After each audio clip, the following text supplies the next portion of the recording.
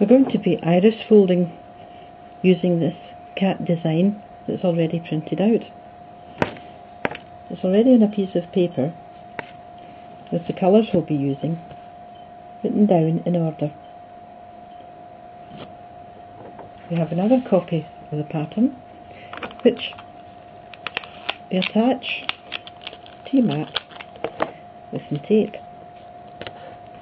usually the magic tape which isn't too sticky. Then, if you've got a packet of pre-cut apertures, this cat one fits exactly over the pattern. Just place it into position till it looks reasonably accurate,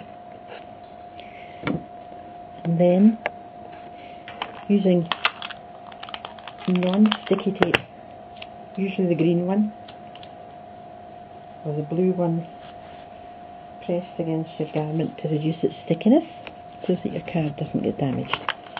That was explained in the stenciling video. So 2 wee bits of tape like that. The iris folding, the name comes from the iris of your eye.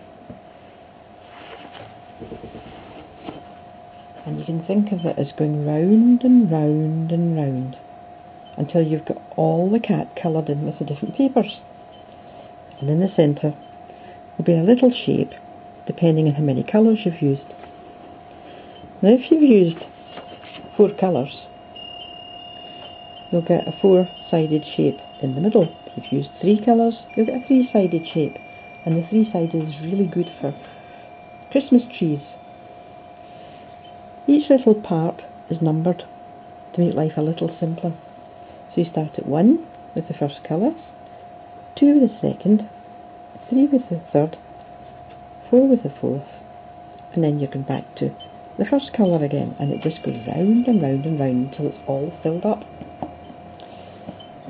So I've chosen to use the silver card first. I'll cut just a little bigger than I need. Now these are strips of paper which you can now actually make yourself. You don't have to buy them. Roughly about 1 inch wide strips, folded, not exactly in half, so you've got a little bit of overlap, and you always put the nice side down because that's what's going to be seen. You'll see that the card is placed face down on the pattern. So I take my first piece, the silver, place it in position. It's quite good to have a few bits of tape ready cut, but there's no harm in just doing it as you go as well. And once you've got the folded edge right up to the line, number 1 gets stuck on like that. Wee bits of tape. And make sure no tape shows through to the other side. So that means you mustn't have any tape coming over onto the cat's base. So that's number 1, the silver. Next we go on to this beigey kitty cat bit, number 2, and it's a tiny one again, so I just cut a wee bit larger. 1 inch strip, folded not quite in half. The folded edge goes to the line so that the good side is down, because that's going to be seen from the front. Another couple of bits of tape. Place it in position, no tape showing through to the other side. For a neat finish, you must remember that. Third colour, I've chosen this black and gold. Roughly 1 inch wide strip, folded not quite in half. Look for number 3, and this time it's quite a long piece. So I'll cut it a wee bit bigger than I need, because you don't want to be skimpy about it, but you don't want to waste. So you take the folded edge, a nice bit down, right over number 3 so it covers all the gap. Take your piece of tape, cut and stick, nothing showing through to the other side of the cat. Second bit, cut and stick. The final colour I've chosen is this black and grey kitty cat stuff. Again, it's quite a short piece, but not as short as the tiny ones. So we just err on the side of safety. Take your inch wide strip, folded side down against the line.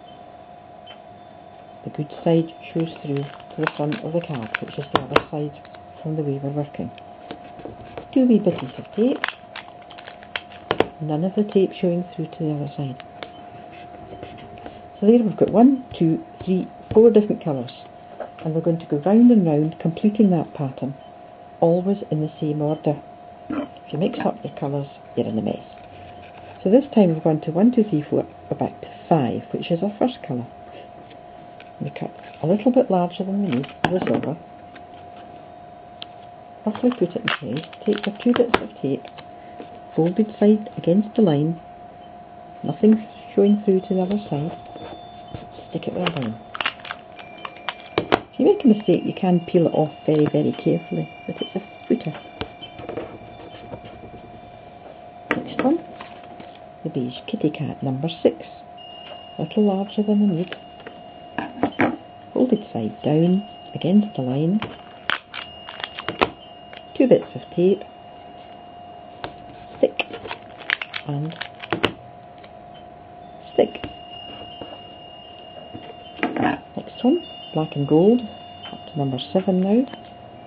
1, 2, 3, 4, 5, 6, 7 against the line, 2 bits of tape. Don't cut it too short or it'll go through and show where it shouldn't. If it's too short, put that bit aside, use it later, and get a fresh piece that's the right size. It's worth the effort to make sure it's almost perfect. Number 8, the 4th colour. How much do we need? Place the folded side against the line, right side down, and this is our completed 2 rounds of the iris. You can see how it starts to build up, and it's like stenciling in that you don't see the result till you're finished. Up to number 9 now, which is back to the first colour. If you make a mistake, just peel it off and start again. That's why you use the low-tack tape rather than sellotape. It's worth it really. Saves a lot of hassle. Number 10, against the line, see what you need. Place it down, make sure it goes right over the pattern, past the edge of the cat shape. Starts to get lumpy now, just press it well down. Make sure none of your tape goes over the edge or it'll show through on the other side. Number 11, round and round and round. And if you've already got your colours in order laid out beside you, it makes life a lot simpler. No tape showing through, don't do that. Well away from the cat.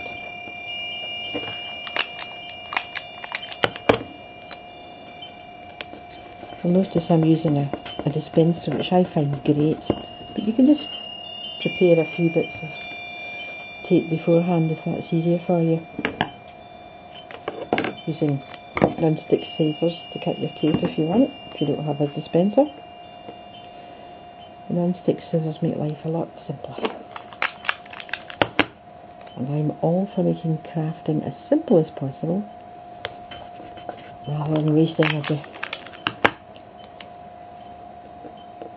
No tape showing through.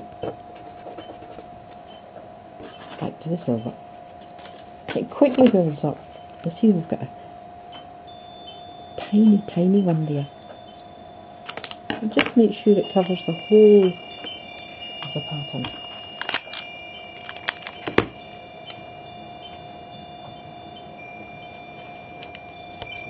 If you get confused, just count round again and check that you've got the colours right, because it's really easy to make a mistake.